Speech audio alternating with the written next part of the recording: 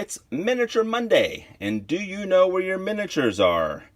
Today I got quite a big one, both literally and figuratively.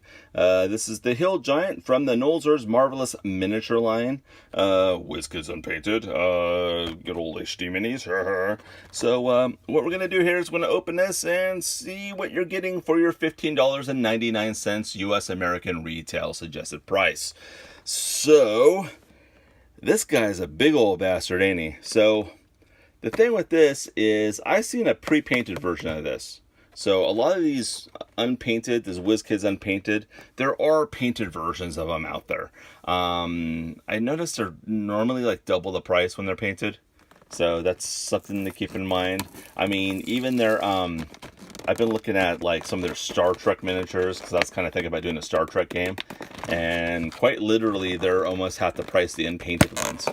I saw like a Deep Space Nine space station. If unpainted, it was $50. Painted, it was $100. So, you know, and that's made by the same company as well. And, oh, that fell out. Okay. So what we got? This kind of looks like,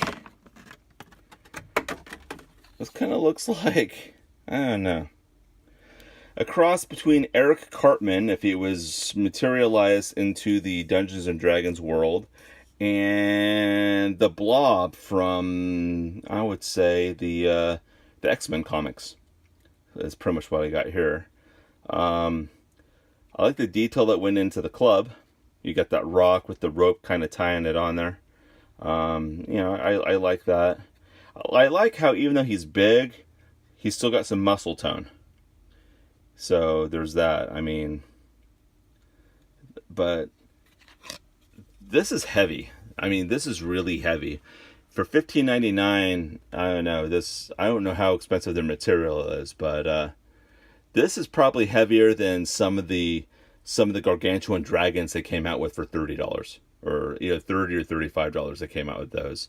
So it comes on a 3-inch by 3-inch base. I'm gonna set it right there. He's a little back heavy, so you will probably have to glue him down really well. And it looks like he's got basically, I wouldn't say his whole life packed because he's a giant, but definitely somebody else's entire life packed on his backpack. Probably a cadaver or two as well. So, and it's got some fish nets. This is probably the Hill Giant's bug out bag. You know, he just like, oh shit, hit the fan, gotta go up in the hills, because he's a Hill Giant. Yeah, long day, it's been hot outside, I'm rambling. So, where does this Hill Giant compare to with some of the other models that they have out there? Well, first off, just because there's nothing else in the way right now, I want to let you know that this Hill Giant is about 4 inches tall. Just to the rucksack, to the top of the backpack, to the rest of the body, about 4 inches tall. About 5.5 if you want to include the arm and the club. So there's that. It's very wide. It almost takes up that entire 3-inch in diameter for the base. It's a pretty wide guy. Like I said, it's a mixture of Eric Cartman and the Blob from X-Men. But where does it compare to with the rest of the miniatures? Well, we have a Cloud Giant right next to it that essentially towers over it. So we have that. We have a Frost Giant that does pretty much likewise. So there's that. I'm going to move the Frost Giant off to the side. Stone Giant that came out just in this release as well. Head to head, they're almost about the same size. But that backpack that's on a Hill Giant totally pushes it over the edge as far as height goes. So let's just get that out of the way. I'm running out of space here. And then I have probably the most disappointing Fire Giant ever when it comes to like height. I was always under the impression that Fire Giants were like some of the largest of the giant species. And, well, whoever's modeling these is hell-bent on proving me absolutely wrong on that. So that's pretty much where I got on that. I can tell you right now, I'm going to have a lot of fun painting all of these giants that came out. And I'm gonna have fun using them and scaring the crap out of my players when they roll a wandering monster encounter. Um, do I think this is like a really cool a hill giant compared to what, like, a hill giant? I feel a hill giant should look like in D&D. Probably not. There's other hill giants out there that I think are cooler. I even like some of the pre-painted Dungeons and Dragons hill giants, really, as far as what one looks like compared to this. But that's just my personal preference.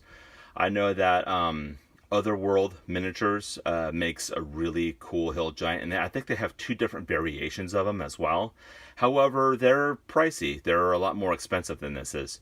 So, so there's that. For the price, for the money, I think this is a good deal. Is it exactly what I would want for a hill giant? No. But I do like how it has a backpack on it, and I do think it would make a rather, hilarious NPC for my players in my game. Anyway, I really want to thank you for hanging in there and watching this video with me. And then if you like the video, feel free to give it a thumbs up. If not, you're more than welcome to give it a thumbs down too. It just makes me try to strive to improve a little bit. And then if there's anything you want to see in the future, or you have any questions about any of these models, you're more than welcome to leave a comment down below.